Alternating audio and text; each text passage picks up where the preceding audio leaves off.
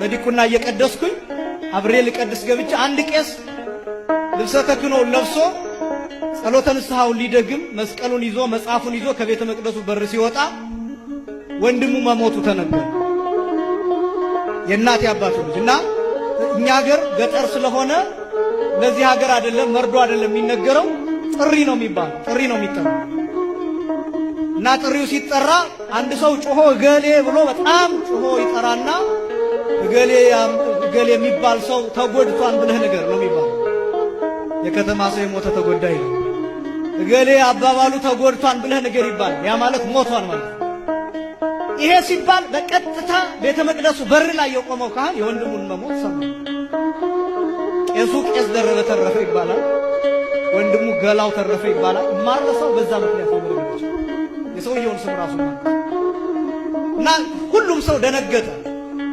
እና ሁሉም ሰው የሚጠብቀው ልብሱን አውልቆ ይሄዳል። ቅዳሴውን ሌላ ቄስ ይቀድሰዋል ተብሎ የሚታሰብ ገና የጸሎተ ንስሐው ሊደግም ግን ልብሰ ተክህኖውን ለብሷል። መስቀሉን ይዞ መጽሐፉን ይዞ እና ቄሱ ሄደና ቄሰ ገበዙ ልብሰ ተክህኖውን አውልቀውና ወደ ለቅሶ ሂድ፣ ቅዳሴውን እኛ እንቀድሰዋለን። አልወጣም፣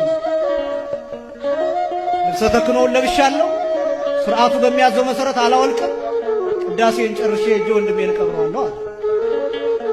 እንደነዚህ አይነት አባቶች በረከት በሁላችንም ላይ ይደረግ። ቅዳሴውን ቀደሰ፣ ጨረሰ። ስለ ቀደስኩኝ ባዶ አፌን አልሄድም ብሎ እህል ቀመሰ፣ ወደ ቀብሩ ሄደ። አላለቀሰም፣ ጋቢ ለብሶ ዋለ። ያለቀሰው አታምኑ፣ በማግስቱ ነው ስለ ወንድሙ ያለቀሰው። ቅዳሴውን የሚያከብሩ፣ ስርዓቱን የሚያከብሩ፣ ስጋውን ደሙን የሚያከብሩ፣ መቅደሱን የሚያከብሩ፣ ቤተ ክርስቲያኑን የሚያከብሩ የገባቸው የተረዱ አማርኛ መጽሐፍ ቅዱስ እንደኛ ብዙ ጥቅስ የማይጠቅሱ ግን በሕይወት የሚኖሩ አባቶቻችን የእነሱ በረከት በሁላችንም ላይ ይደርብን።